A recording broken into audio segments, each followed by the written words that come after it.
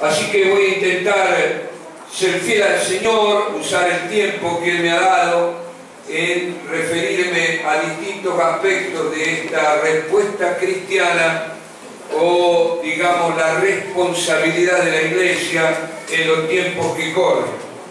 En Mateo capítulo 24 tenemos el sermón profético. Allí el Señor Jesús habla de nuestros días, de los días del fin, y hace referencia a la realidad que nos toca vivir y de la cual somos testigos ahora, y también señala cuál es la responsabilidad de la Iglesia. No voy a leer todo el capítulo 24, pero ustedes pueden leerlo después en su casa. Dice a partir del versículo 5, porque vendrán muchos en mi nombre, diciendo, yo soy el Cristo, y a muchos se engañarán. Y oiréis de guerra, rumores de guerra, mirad que no os turbéis, porque es necesario que todo esto acontezca, pero aún no es el fin, porque se levantará nación contra nación, reino contra reino, y habrá pestes, hambre y terremotos en diferentes lugares. Aquí está traducido hambre, pero en otras versiones más antiguas decía carestías, que se parece un poco más a la realidad que estamos viviendo. Fuimos con Rubén al Mercadona antes de venir aquí y una señora se quejaba de que llevaba muy poco en el carrito y había gastado 40 euros. Dice, 40 euros. Y para mí fue todo, me pareció estar en la Argentina, porque eso siempre lo decimos en Argentina, porque tenemos 30% de inflación anual, o sea, 3% por mes de inflación. Quiere decir que cada vez que vamos a hacer una compra, lo que compramos cuesta más, pero el sueldo que ganamos es siempre el mismo, ¿no? Entonces, me parece que describe más la realidad que nos toca vivir el término carestía que el término hambre, porque la carestía lleva al hambre, ¿no es cierto? Y bueno, ustedes pueden seguir leyendo, pero señalo por último el versículo 14, Mateo 24, 14, porque aquí el Señor Jesús habla de qué cosa tiene que hacer la Iglesia en estos días que nos toca vivir. Y dice, el versículo 14, y será predicado este Evangelio del Reino en todo el mundo, para testimonio a todas las naciones, y entonces vendrá el fin. Dios bendiga su palabra en nuestros corazones, que el diablo no nos robe la semilla de aquello que el Señor nos quiere decir en esta noche. Este último versículo es más completo cuando uno lo analiza profundamente. La expresión por todo el mundo en realidad es por todo el mundo habitado, y esto quiere decir y significa geografías, las distintas naciones. Hoy podemos prácticamente viajar a cualquier lugar del mundo, y donde no podemos viajar porque hay persecución u oposición al Evangelio, igual el Evangelio llega a través de los medios masivos de comunicación, la televisión, la internet. Hay antenas satelitales, sobre todo en el hemisferio sur, donde hay muchos satélites transmitiendo, que nadie puede censurar.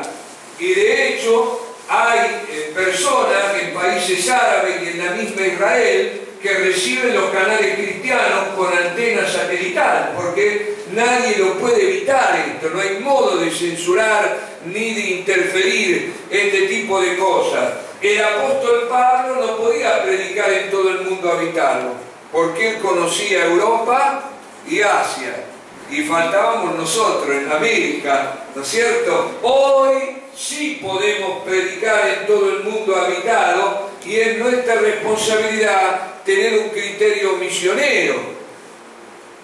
¿Por qué digo esto?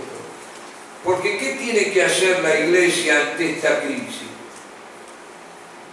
La Iglesia tiene que hacer lo que Jesús dice en Mateo 24:14. Tiene que predicar el Evangelio del Reino por todo el mundo habitado. Entonces, yo el día de hoy y el viernes voy a hacer referencia, hincapié, insistir en esta responsabilidad que tiene la Iglesia de predicar en estos días el Evangelio del Reino. Y dice por todo el mundo habitado, pero también dice para testimonio a todas las naciones. Y aquí la referencia traducida naciones es razas, etnias. Ahora nos dice el Señor, no solo hay que ir a predicar a las distintas naciones donde los hombres viven su vida, sino que también tenemos que predicarle a todas las razas que encontremos. Y en ese sentido, hoy Europa es un crisol de razas. Creo que nunca en la historia habitaron personas de tantas razas diferentes en un solo ámbito geográfico, que sería Europa. Yo he predicado el Evangelio, particularmente en Italia. He predicado a africanos de Nigeria, de Camerún, de Angola, de Mozambique, del Chad, de Centroáfrica, de Sudán, y ya perdí la cuenta. He predicado el Evangelio a musulmanes pakistaníes, marroquinos, marroquíes, bueno, hindúes, filipinos, polacos, ucranianos, rumanos, cíngaros, que son los gitanos rumanos, para diferenciarlos de los gitanos españoles. Hablan otra lengua, la lengua rom. He predicado, a ver, aquí, bueno, latinoamericanos de todos los países, y he predicado a franceses, suizos de habla alemana, suizos de habla francesa, suizos de habla italiana, y me estoy olvidando algunos seguramente. Nunca tuvimos tanta oportunidad como hoy de predicar el Evangelio sin movernos en el mismo lugar donde vivimos, a gente de distintas naciones, de distintas razas. Esto es lo que tenemos que hacer, porque la crisis nos da una oportunidad de predicar el Evangelio, porque la crisis aumenta el sufrimiento, la pobreza, la necesidad, los problemas sociales, los problemas familiares, los problemas de la gente. Y cuando la gente tiene problemas, no debería ser así, se acuerda de Dios. Cuando le va bien, no. Hace 13 años atrás, predicando en la ciudad de Milano el Evangelio, salíamos con un pastor italiano por la calle, parando a la gente, predicando el Evangelio, y nos metíamos en los bares donde estaba la juventud. Y nunca voy a olvidar un día que entramos en un bar, no sé lo que era, donde había jóvenes de mucho dinero. Se notaba por los autos que tenían afuera de este bar, y también por la ropa que vestían, que era ropa muy cara, y es notable eso, sobre todo en Italia. Uno ve la diferencia entre la ropa china y la ropa de la alta moda milanesa. Así que ahí estaba yo hablando con este joven, y nos habíamos hecho una estrategia que en el devenir de la charla, en un momento le decíamos a la persona: tú necesitas conocer a Cristo. Y yo llegué a ese instante, le digo a este joven: tú necesitas conocer a Cristo. Y él me mira y me dice: io non ho bisogno de niente, yo no necesito nada. Y me da la lista, las razones por las cuales él no necesitaba conocer a Cristo. Tengo mucho dinero, tengo todas las mujeres que quiero, esa es la expresión que usó, tutte le ragazze che voglio, ¿no? Y hacía cruceros por el Mediterráneo, y iba a Egipto, no sé a qué hacía en Egipto los fines de semana. Y claro, yo me vendía solo, que era latinoamericano, entonces él me mira después que me da este listado de por qué no necesitaba a Dios, y me dice, pero comprendo que usted que vive en una nación pobre, en la cual nunca las personas van a vivir una vida de bienestar y siempre van a tener carencias y pobreza, usted necesita un Dios que le prometa en el cielo vivir la vida de bienestar que no pudo tener acá en la tierra. Yo me quedé, seguramente podría contestar, pero tú puedes razonar que una persona que tiene este pensamiento en su corazón no se va a convertir hasta que la vida lo golpee. La vida nos golpea a todos, tarde o temprano. Pero las personas, mientras tienen dinero y salud y pueden hacer lo que quieren, no se dan cuenta de la fragilidad que tiene el ser humano y no buscan a Dios. Pero en esta crisis, la vida ya ha golpeado a muchos. Yo colaboro con las iglesias italianas, cuando estoy con ellos, en el reparto de lo que se llama en Italia el Banco Alimentario, que son productos que entrega la Unión Europea para dar de comer a las personas necesitadas. En 13 años de repartir esto cada año que vengo, nunca había visto yo una familia italiana retirar bolsones de comida gratis que da el Banco Alimentario. Y este año he visto en varias ciudades, desde Sicilia, Roma, Milano, Monza, ciudades importantes, ciudades ricas, ciudades donde hay personas con mucho dinero, he visto familias italianas llenas de vergüenza venir a una iglesia evangélica y recibir de manos de latinoamericanos, de africanos, un bolsón de comida. Para una foto, ¿no?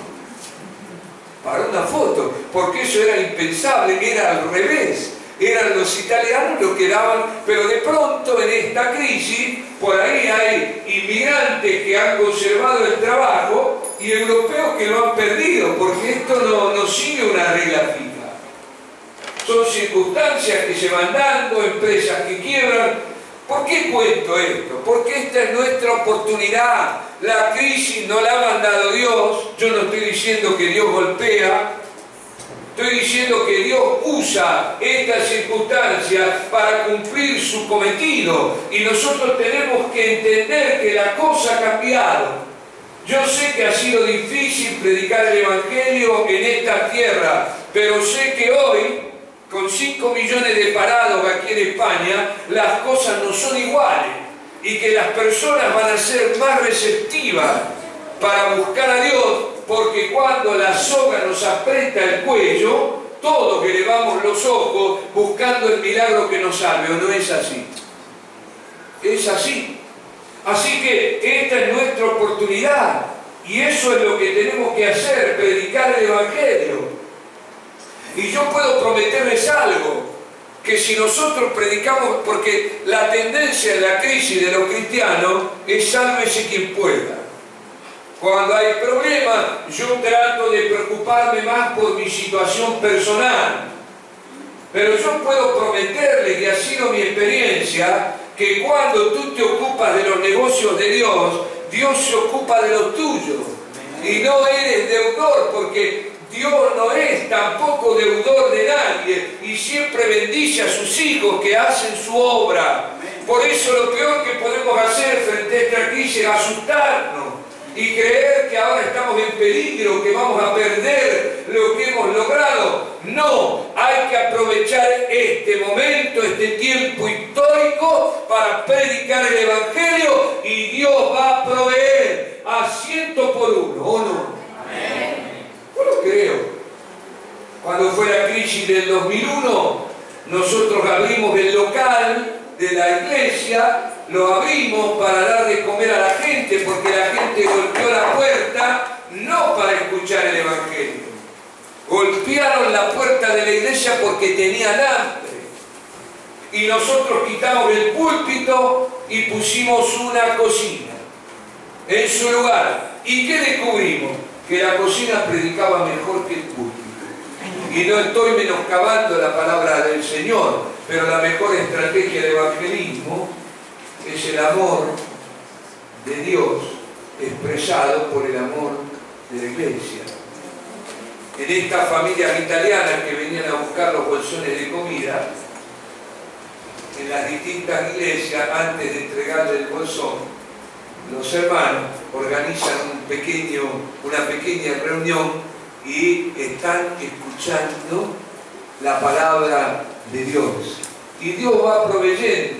Estuve en una iglesia en Monza que le predicaron al jefe del banco alimentario, le predicaron, este hombre se conmovió, el Señor hizo un milagro con él y ahora le dan a los hermanos más de lo que ellos van a buscar, porque Dios tiene su truco para darnos, tiene su manera de proveer. Así que estos hermanos se traen camiones llenos de mercadería y empiezan a repartir, y al repartir tienen la oportunidad de predicar el Evangelio a muchas personas que si no fuese por esta situación no entrarían en el local de la iglesia.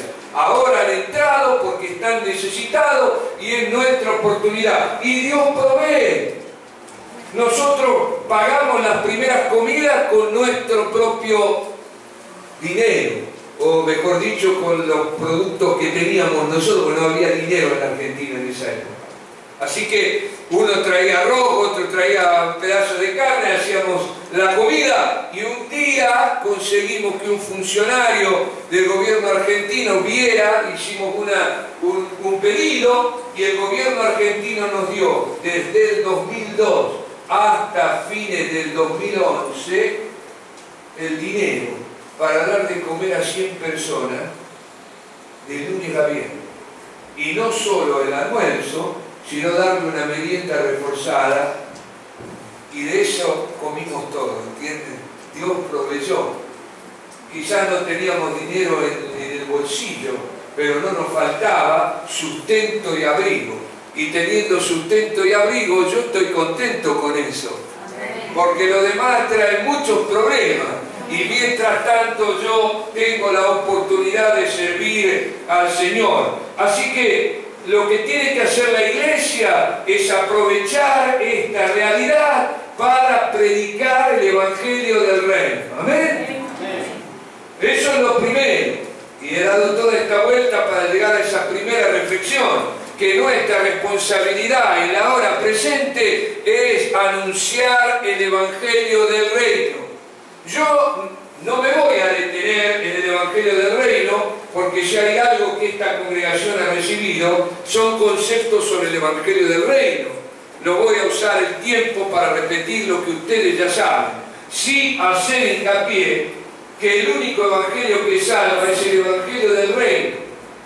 Aquel que anuncia a Jesús como el Salvador, pero también como el Señor, el que denuncia el pecado, llama al arrepentimiento y anima a los hijos de Dios a llegar a ser un varón, una mujer perfecta a la medida de la estatura de la plenitud de Cristo. Y eso significa vivir en santidad. Los demás evangelios no salen, son un fraude y los usan los Simón el Mago y los mercaderes del templo para ganar dinero.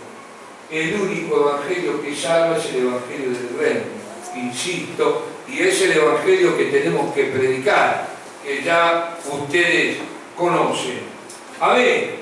Entonces avanzo, vamos a crecer y vamos a evangelizar en la medida del concepto de iglesia que tengamos y de cuáles son las funciones que la iglesia cumple o debe cumplir en el mundo. Hay aún muchos pastores que tienen un concepto muy pequeño de lo que la iglesia es y de qué cosa la iglesia debe hacer, de la multiforme gracia de Dios que opera a través de la iglesia y que le ayuda a cumplir muchas funciones. Entonces, una segunda reflexión es que para cumplir nuestro rol en esta crisis y evangelizar a las naciones, tenemos que entender cuáles son las características de la Iglesia en función a la evangelización. Tenemos que tener un concepto integral de lo que la Iglesia es. Hay personas que creen que la Iglesia es el edificio donde los hermanos se reúnen. Otros creen que es un grupo de hogar del cual formamos parte. Otro que es ese grupo que alaba al Señor los domingos y celebra los sacramentos, toma la cena del Señor y bautiza. Yo no sé qué crees tú que es la Iglesia, pero la Iglesia es mucho más, aunque la mejor descripción que nosotros podamos hacer de la misma. Por eso la Escritura utiliza muchas simbologías, figuras, para describir qué cosa es la Iglesia y cuál es su función en el mundo. Y a veces la simbología que utiliza la Escritura está en relación directa con una función que la Iglesia debe cumplir. Por eso yo les quiero recordar, creo que no voy a terminar hoy porque es tarde, seguiremos el viernes, que creo nos volvemos, no, segundo, si no me equivoco, nos volvemos a juntar los que estamos aquí. Voy a seguir hasta donde llegue. Y el domingo, el postre. Hoy el primer plato, el viernes el segundo, el domingo el postre, que es un postre increíble. Muy lindo, muy precioso. Ok, tenemos que ver qué cosa es la Iglesia. Y para eso Dios nos la describe de diversas maneras en la palabra escrita. Por ejemplo, la Biblia revela que la Iglesia es el cuerpo de Cristo. Romanos 12, 4 al 5 y 1 Corintios 12, 12. En Romanos 12 dice, como en un mismo cuerpo tenemos muchos miembros y todos los miembros no tienen la misma función, así nosotros, siendo muchos, pertenecemos a un único cuerpo en Cristo. Y por eso somos, estoy traduciendo del italiano, por eso está un poco distinto, somos miembros los unos de los otros. Y en 1 Corintios 12:12 dice, como el cuerpo es uno, pero tiene muchos miembros, y todos los miembros del único cuerpo, siendo muchos, forman un solo cuerpo, así es también Cristo, así es también la Iglesia con respecto a Cristo. Me detengo un poco en este simbolismo del cuerpo. Cada hijo de Dios es miembro del cuerpo de Cristo. Y esta figura del cuerpo habla de órganos, como tiene el cuerpo. Por eso tenemos que profundizar en este ejemplo. El cuerpo humano tiene distintos órganos. Y cada órgano o sistema de órganos cumple una función diferente. Así que en esta simbología del cuerpo, la Iglesia como el cuerpo, somos parte del cuerpo de Cristo, miembros del cuerpo que cumplen una función diversa a la de otros miembros del mismo cuerpo. Pero por ser miembros del cuerpo de Cristo, como hemos leído, somos miembros los unos de los otros. Mi riñón no cumple la misma función del corazón, pero están en el mismo cuerpo. Funciona el uno para el otro y se reconoce. Por eso un problema de los trasplantes de órganos es el rechazo, ¿no? El cuerpo rechaza el órgano que no le pertenece, que es trasplantado, que viene de otra persona, de otro ser humano. Entonces, esto es muy importante, porque el concepto de cuerpo habla de que nos necesitamos mutuamente. Nos dice también que no todos hacemos lo mismo en la Iglesia. Y si uno tiene un concepto pequeño de la Iglesia, todos estamos obligados a hacer lo mismo. Es como si todos fuesen riñón o todos fuesen corazón. Y un cuerpo que tiene solo corazón no funciona. Entonces, hay iglesias donde muchos de sus miembros están ociosos porque la función que podrían hacer por una visión estrecha no se lleva adelante. Entonces, esto es muy importante. No es fácil para muchos expandir su visión en este concepto del cuerpo de Cristo y distintas funciones que cumplimos. También significa que debemos trabajar de acuerdo, en equipo. Mi corazón está coordinado con su hígado, ¿no? No hace lo que quiere. Está todo coordinado por las coyunturas que se ayudan mutuamente, y así debe ser entre nosotros, que nos ayudamos cada uno cumpliendo su función con el objetivo supremo de predicar el Evangelio a todas las naciones por todo el mundo habitado. Amén. Amén. Cuerpo y miembro, funciones distintas. Yo me pregunto, ¿sabes tú en qué parte del cuerpo te encuentras? ¿Sabes tú cuál es la función para la cual Dios te ha llamado y debes cumplir? Son preguntas importantes en este concepto del cuerpo de Cristo, que es la iglesia, que nosotros tenemos que hacernos para poder cumplir lo que Dios nos ha pedido. Yo sé que hay cosas, por ejemplo, yo no puedo cantar. Me gozo con los talentos, la gracia que el Señor ha puesto en muchos, pero yo, si canto, se terminó la alabanza conmigo. El culto sería mediocre. Entonces yo sé que no puedo cantar y no me preocupo por eso, porque no es mi función. Dios me ha llamado para hacer otra cosa, y si me obligan a cantar, no sirvo, no contribuyo y todos se sienten molestos. Entonces es muy importante saber qué lugar ocupamos en el cuerpo, y cuál es la función, y Dios te lo quiere revelar.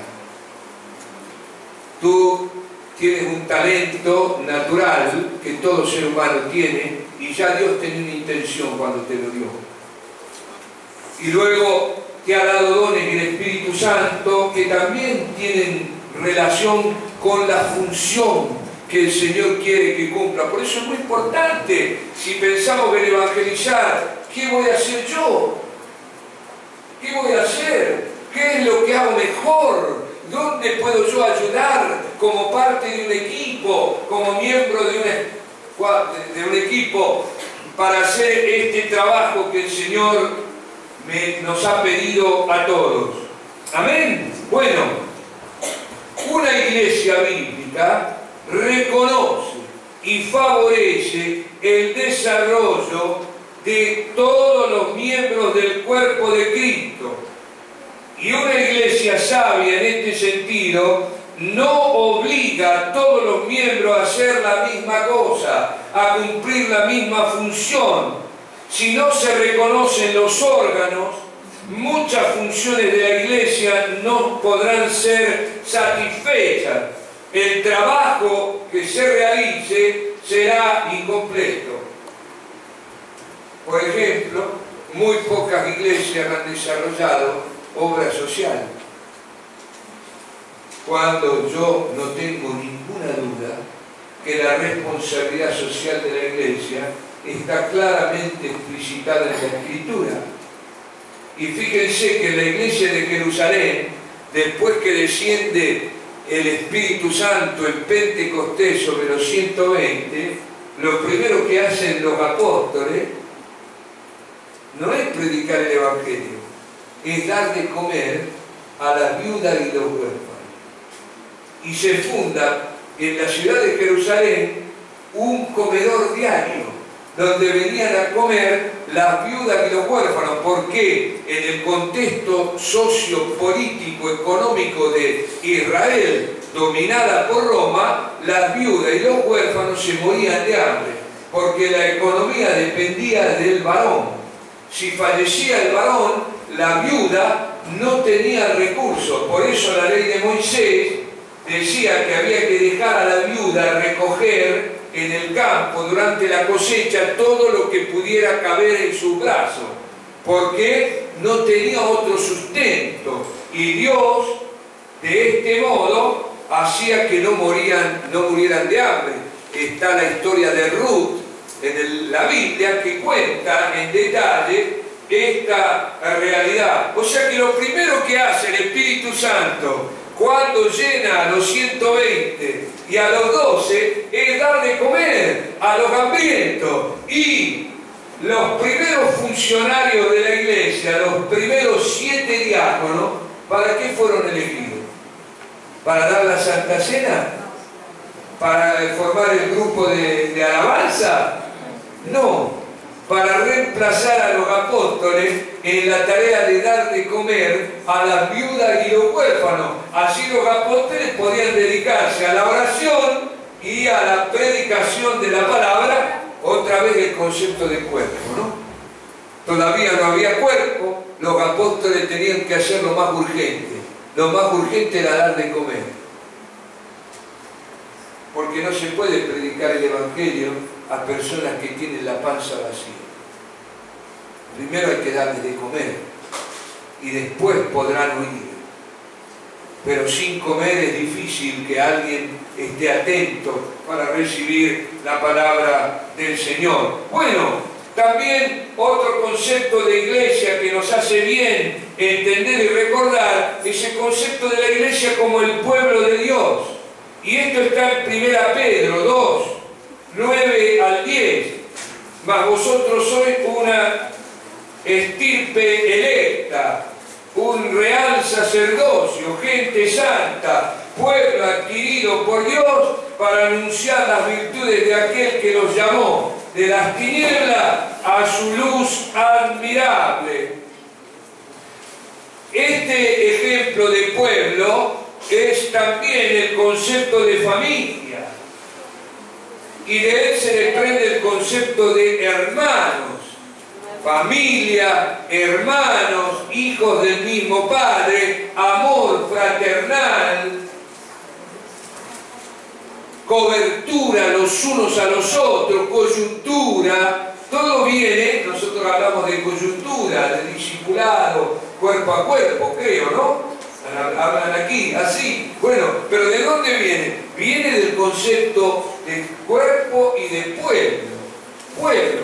Entonces, bueno, avanzo. También la iglesia es el templo de Dios. Efesios 2:21. En cual todo el edificio bien colegado, junto, crece para ser un templo santo en el Señor. Eso dice Efesios 2:21. Y en esta figura somos sacerdotes, administradores de la gracia de Dios, de los dones, los carismas del Espíritu, que delante de Dios intercedemos a favor de los hombres y delante de los hombres intercedemos a favor de Dios, porque eso es lo que hace un sacerdote. Y cuando uno entiende el concepto de templo, de que somos el templo de Dios y que somos sacerdotes, se da cuenta de la necesidad de hacer la obra de Dios en el poder del Espíritu, con los dones y los carismas del Espíritu Santo. Por eso dice, como miembros del templo de Dios, donde Dios reside, donde está su presencia, tenemos los dones y los carismas del Espíritu. Pretender hacer la obra de Dios sin el apoyo de la gracia de Dios es una tarea infructuosa, una meta inalcanzable.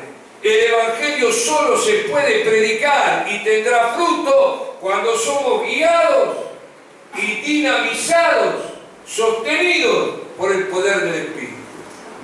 ¿Amén? Bueno, miren, el año pasado yo fui por primera vez a una iglesia de La Coruña, aquí cerca, ¿no? En Galicia.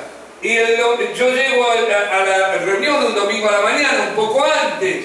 El pastor nos lleva a un barcito con un misionero que nosotros enviamos de la Argentina, amigo que le conocía. fuimos los tres a un barcito y el pastor me mira y me dice: de la Argentina vienen muchos pastores charlatanes, manipuladores de emociones.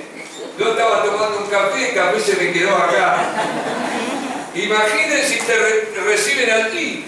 Así que yo he prohibido en esta iglesia las emociones. Y nadie puede llorar. Y está prohibido. Bueno, yo entendí el mensaje, nada. Cuando voy, había unas 80, 90 personas, yo tengo que predicar y orar, digo: Señor, que no llore nadie. Y ahí estaba yo un poco confundido. La verdad que un recibimiento así coarta, no nos da la libertad. Y yo estaba en la primera fila, como estaba sentado aquí, y detrás mío había un joven con piercing, todo tatuado, un muchacho joven, y a su lado una niña, una joven, muy mal vestida, muy escotada, estaban los dos totalmente fuera de lugar en un culto. Pero bueno, yo mucho no me di cuenta, lo vi de pasada ahí atrás mío, y después no lo vi más porque yo estaba delante, y paso a predicar. La alabanza la dirigía la esposa del pastor y dos hijas del pastor, una tocaba el teclado y la otra cantaba, ¿no? Así que estaba toda la familia del pastor adelante. Termina la alabanza, me invitan a predicar, yo comienzo a predicar. Cuando termino veo que algunos empiezan a llorar y digo: uy, Señor, ahora el pastor me va a decir algo. Y de pronto el joven que estaba detrás mío, todo tatuado, se levanta, va corriendo hacia el pastor, se abrazan los dos, comienza a llorar el pastor, la esposa del pastor, la doble hija del pastor, todos comienzan a llorar y yo no entendía nada. Digo: ¿qué cosa está pasando acá? Y el pastor, cuando entre sollozos me dice: no le dije nada a propósito, este es mi hijo, el único hijo varón, que hace 9 años dejó al Señor y hoy es la primera vez que había venido con esa chica que era una concubina que él tenía. A veces vivía con ella, a veces no, se peleaban, era todo en droga, todo lo que ustedes quieran. Este muchacho se reconcilia con Dios primero ahí delante mío, después se reconcilia con el Padre. Ahora volví, el domingo pasado estuve de nuevo ahí en La Coruña, a la mañana el muchacho toca la batería, la chica se bautizó, y yo digo: ¿quién lo hizo? Cristo. Yo no sé ni lo que pasó ahí realmente, y todo coartado, prediqué muy mal. Muy mal, o sea que yo no fui. ¿Qué estoy queriendo decir? Es el poder del Espíritu, somos sacerdotes, la gracia de Dios. Por eso tú no tienes que tener miedo. Los españoles son duros, nadie escucha, a ti no te van a escuchar, pero nadie resiste la voz de Dios, porque cuando Dios habla es más penetrante que espada de doble filo. Amén. Bueno, este concepto de templo, entonces, nos tiene que llevar a pensar en dones, en gracia, en el poder del Espíritu Santo para hacer la evangelización.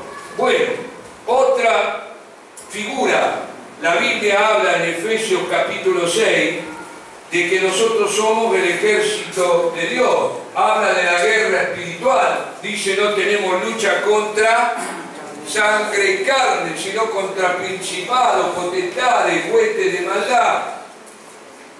Esto implica que nosotros, en este concepto de guerra espiritual, estamos llamados a echar fuera demonios, a deshacer obras de brujería, de hechicería. Es el poder y la autoridad que nos da la obra de Cristo en la cruz del Calvario, porque Él venció las potestades de las tinieblas y las llevó cautivas en su desfile victorioso. Y nosotros tenemos este encargo de Cristo, que es en su nombre echar fuera demonios. Y tú dices: no, pero demonio había en el libro de Hechos, ahora no, porque ahora fuimos a la escuela y ya no hay demonio. Tenemos títulos, sabemos, es propio de las naciones que no tienen mucha cultura. No, el mundo espiritual existe, el reino de las tinieblas nos rodea y Cristo en su ministerio público echó fuera a los demonios y lo hicieron los 12 y se gozaron, volvieron gozándose al Señor diciendo aún los demonios se nos sujetan en tu nombre. Bueno, yo pensaba, los demonios están solo en Argentina, porque nosotros tenemos una conexión en Brasil, en Haití, qué sé yo, en el África, en Europa no hay demonios. Así que un día estaba predicando en Suiza, en la ciudad de Montreux, en el cantón de habla francesa, una iglesia no pentecostal. Cuando termino de predicar, algunas personas vinieron pidiendo oración, viene una mujer de habla francesa, yo no entendí nada de lo que decía, entonces oré por ella y cuando le pongo la mano encima se manifiesta un demonio y el pastor francés que habla español, que me había traducido la predicación, yo comienzo a reprender cuando me doy cuenta que estoy frente a un demonio y el pastor traducía. Entonces, nos dimos cuenta los dos, ¿pero qué estamos haciendo? Le estamos traduciendo a un demonio. Seguro que este conoce el español mejor que nosotros. Así que los dos nos pusimos a reprender en español y la persona, el demonio que estaba dentro, hacía todo lo que le decíamos en español. Y la mujer no sabía ni una palabra en español. Y yo me enojé porque no salía y se resistía y lo eché fuera en lunfardo, que es una lengua propia de la Argentina y del Uruguay, porque ya estaba un poco arrabiado, ¿no? De eso tiene que salir y empecé a decirle, tómatela, tómatela. Y se fue. No le cuenten al pastor Javier que es respetuoso en esto, pero hay que estar ahí, hay que moverse. Y yo he visto acá, me ha pasado en Italia, en todos los lugares, he visto manifestaciones demoníacas, he visto personas ser liberadas de brujería, de hechicería. Acá hay magos y hechiceros igual que en las naciones de donde nosotros venimos, y no sé si no peor. Porque yo he orado en Novara de una bruja, por una bruja fue terrible. Horas ahí, en un combate, una cosa. Ahora, Dios nos va a usar, el mundo de las tinieblas va a retroceder. Él nos ha revestido de armas de luz. El Señor Jesús dijo que nadie nos sacará de su mano y que nos dio potestad para hollar serpientes, escorpiones, un modo de describir a los demonios y toda fuerza del enemigo y nada os dañará. Amén. Yo menciono esto porque andan sueltos los demonios por todos lados, cada vez hay más. Y en tiempos de crisis la gente invoca más, no solo a Dios, sino también al diablo. Y hacen pactos y sacrificios para no perder la empresa, para continuar en el negocio, para no perder el trabajo, para que el diablo lo favorezca. Así que va a aumentar la brujería, va a aumentar el movimiento del reino de las tinieblas, también por el aumento del pecado en el mundo que da pie al diablo, y nosotros somos ese pueblo de reyes y sacerdotes que deben pelear la guerra espiritual. También la Biblia dice que la iglesia es luz y sal de la tierra. Mateo 5, 13 al 14. Y dice que si la sal no sala, no sirve para nada, que debe ser hollada, pisoteada por los hombres, porque no sirve. Y también dice que la luz, una ciudad sobre un monte, en Galicia se ve mucho esto, no se puede esconder la ciudad, porque allí se ve luminosa. Y este ejemplo de luz y sal habla de ser modelo, de iluminar las tinieblas que nos rodean, y eso habla de santidad, habla de vivir el Evangelio del Reino, no solo predicarlo, porque lo peor que podríamos hacer nosotros es predicar el Evangelio del Reino, pero no vivirlo. Y vivir el Evangelio del Reino significa vivir los valores del Sermón de la Montaña, practicar el amor fraternal, la paz, el perdón, el amor mutuo, la ayuda mutua, todos los consejos que están vertidos por el propio Señor Jesús en el Sermón del Monte. Así que en ese sentido la Iglesia debe hoy brillar como una luz en medio de las tinieblas, y yo me temo que no es así, y que en esto estamos faltos, y que debemos crecer en el discipulado, en la santidad de vida, en procurar ser como Jesús, hasta que todos lleguemos a un varón perfecto, como ya dije, a la medida de la estatura de la plenitud de Cristo. Entonces, de todos estos simbolismos, también otro simbolismo es la esposa, la Iglesia como la esposa de Cristo. Esto es un símbolo futuro, y en este tiempo el Espíritu Santo está ataviando a la Iglesia, a la novia, para celebrar las bodas del Cordero cuando Cristo regrese en gloria a buscar a su Iglesia. Y esto habla también de santidad, habla de perfección, habla de librarnos del pecado, de las obras muertas, y de ser realmente hombres y mujeres iguales, semejantes a Jesús. De todos estos simbolismos, yo resumo 4 aspectos de la Iglesia que se deben dar y que son muy importantes, y ya termino por hoy. La Iglesia debe ser una comunidad modelo. Los cristianos deben reflejar en su vida a Cristo Jesús, ser luz y sal de la tierra. Tendremos así autoridad moral para predicar el Evangelio en este tiempo de restauración. Y el Espíritu Santo está intentando santificar y purificar la Iglesia.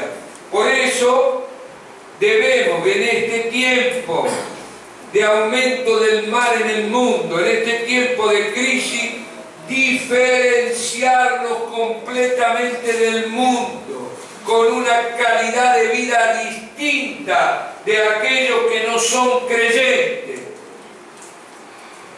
¿Entienden esto? Una iglesia que vive el Evangelio, que vive en santidad, en pureza, pero que a la vez practica la ayuda mutua, de modo que no haya entre nosotros ningún necesitado. Eso es ser una comunidad modelo.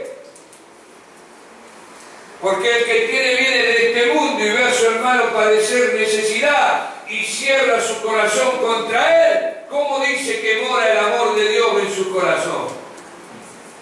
Por eso la Escritura también dice que debemos amar no de palabra, sino de hecho y en verdad, ¿no? Con hechos prácticos. El Espíritu Santo nos llevará en esta obra para ser modelo a la unidad de la Iglesia, porque ningún reino dividido contra sí mismo puede prevalecer. Y el Señor Jesús dijo que el mundo iba a creer, estamos hablando de evangelizar, cuando la Iglesia sea una.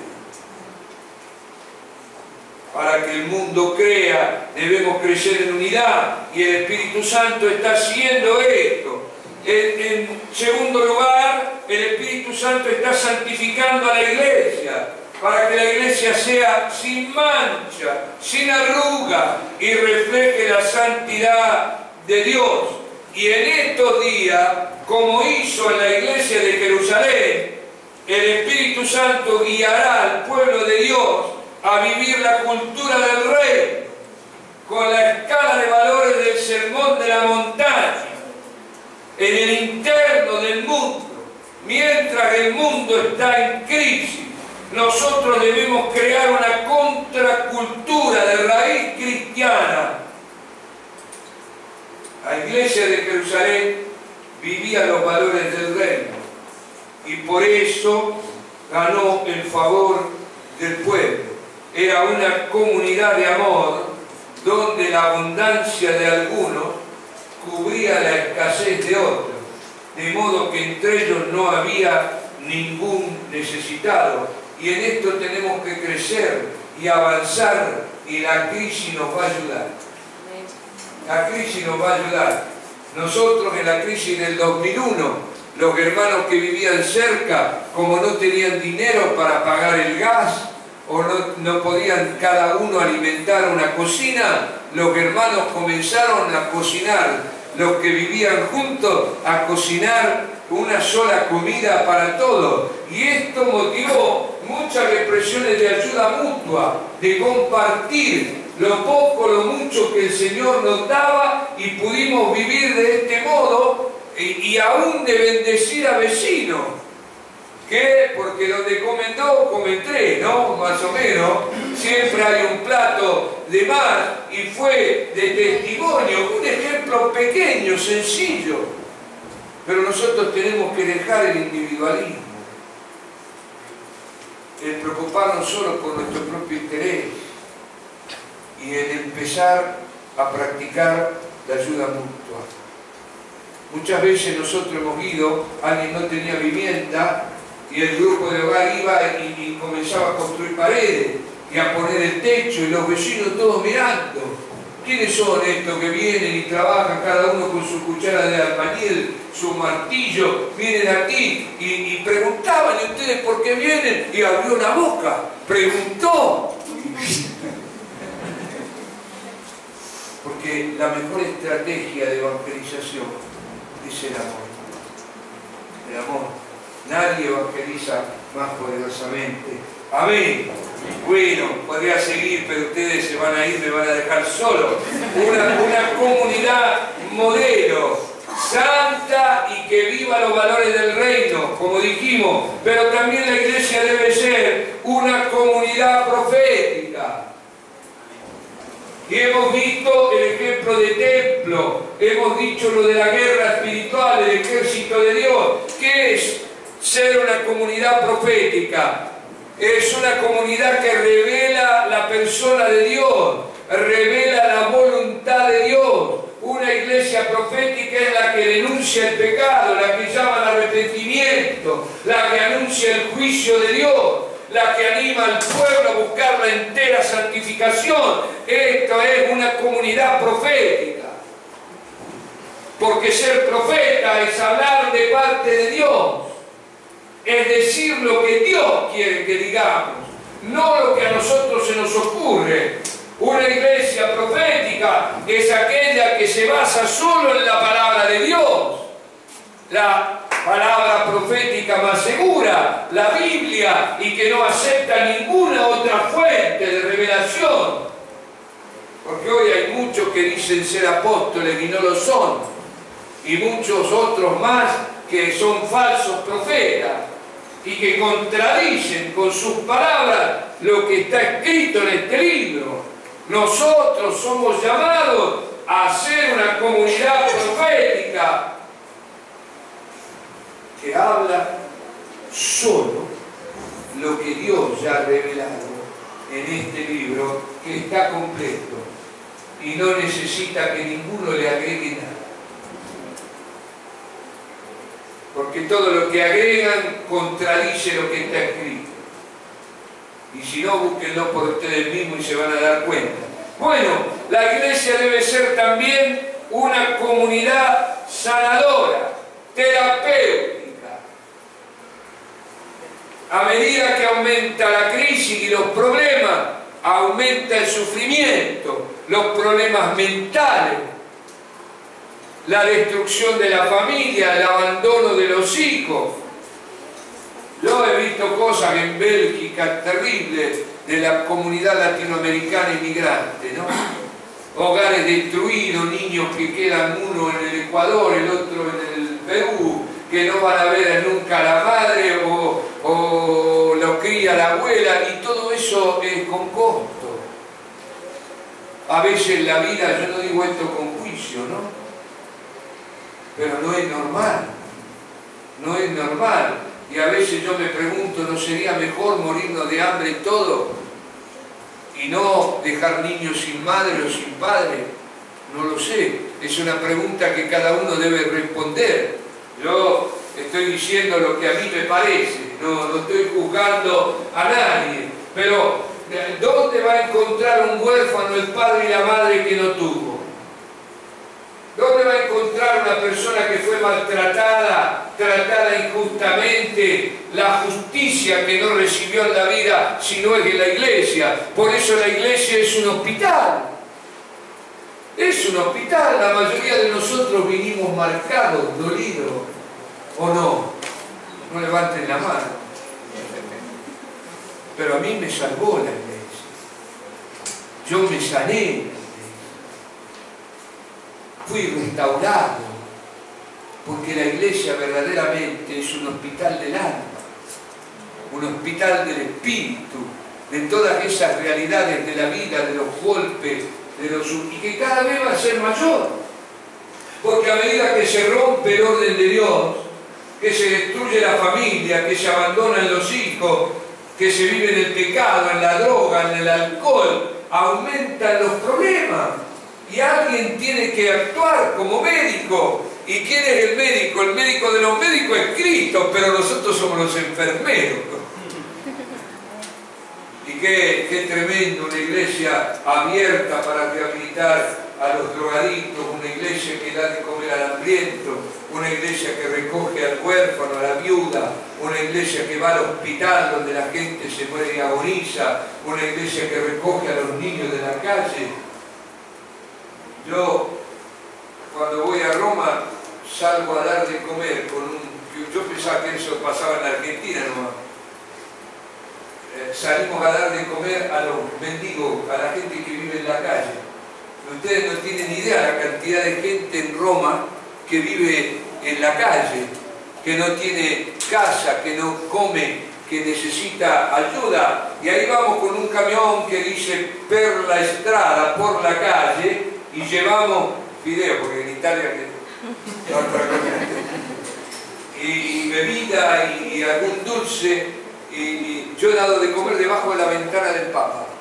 En la Piazza San Pietro hay una galería circular y ahí de noche se cobijan los barboni, que son los mendigos, las prostitutas viejas, ya arruinadas, golpeadas por la vida, que viven en la calle.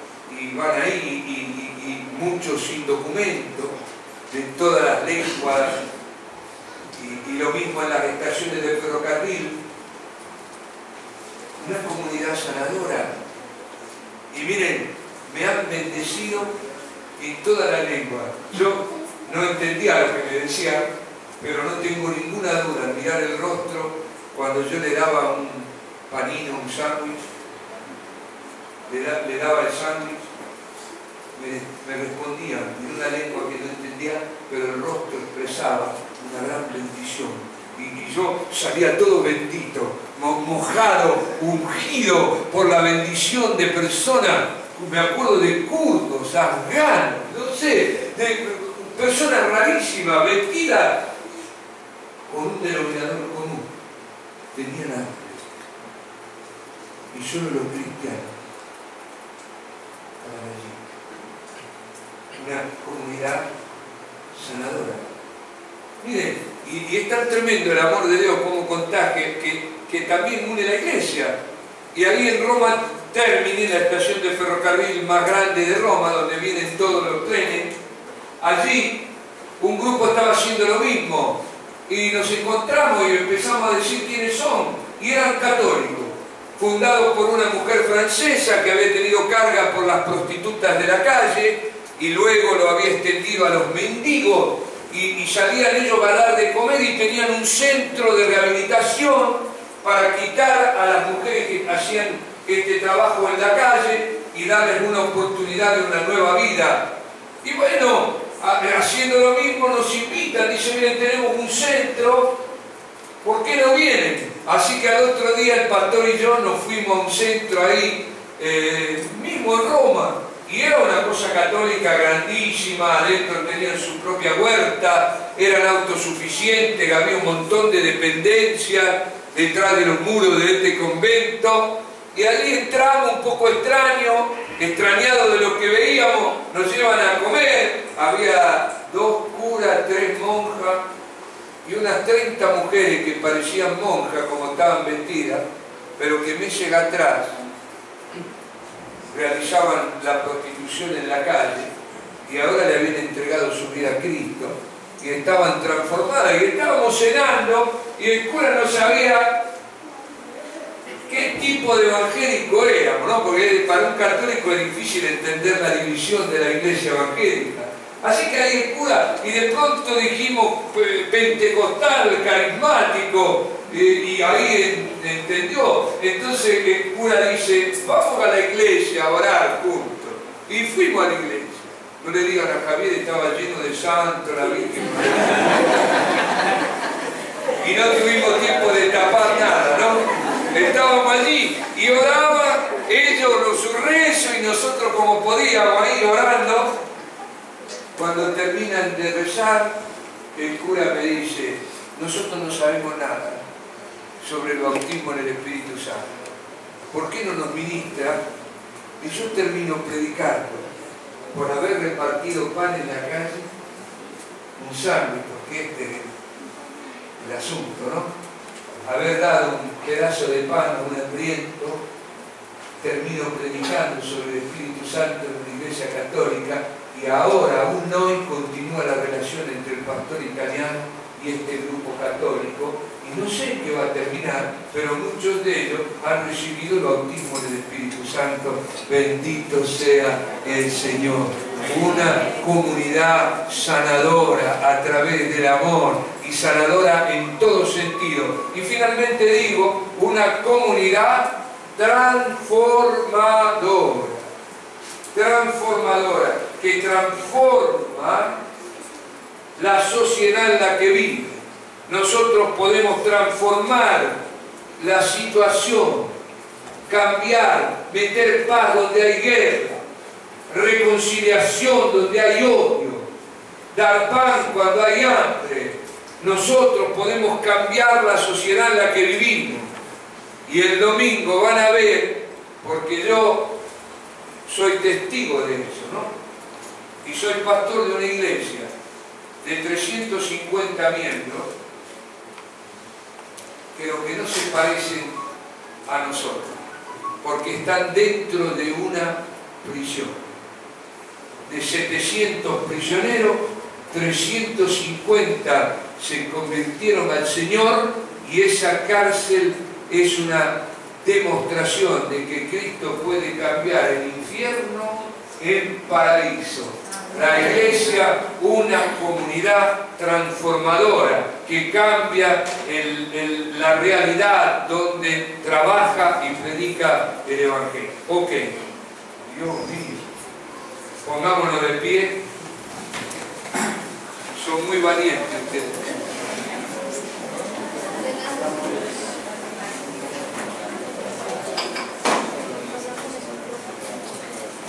Yo les animo a reflexionar sobre estos conceptos. Yo sé que la hora ha avanzado, no vamos a hacer ninguna conclusión hoy, pero reflexionen en esta realidad.